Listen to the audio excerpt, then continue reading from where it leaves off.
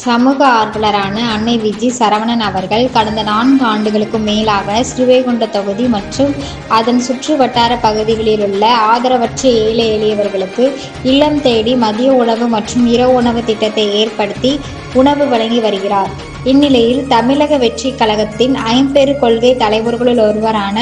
சமூக ஆர்வலர் அஞ்சலை அம்மாளை கொள்கை தலைவராக அறிவித்ததன் ஏற்பால் தமிழக வெற்றிக் கழகத்துடன் இணைந்து தமிழக வெற்றிக் கழக தலைவர் தளபதி திரு விஜய் அவர்களின் ஆசியுடன் கழக பொதுச் செயலாளர் அண்ணன் புசி என் ஆனந்த் அவர்களின் வழிகாட்டுதலின்படியும் 23/12/2025 அன்று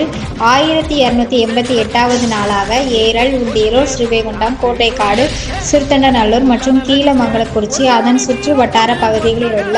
161 ஆதரவற்ற ஏழை எளியவர்களுக்கு தமிழக வெற்றிக் கழகம் தூத்துக்குடி மேற்கு மாவட்டம் சமூக ஆர்வலரான அன்னை விஜி சரவணன் அவர்களின் சார்பில் மதிய உணவாக முட்டையுடன் கூடிய சாம்பார் குழம்பு சாப்பாடு வழங்கப்பட்டது.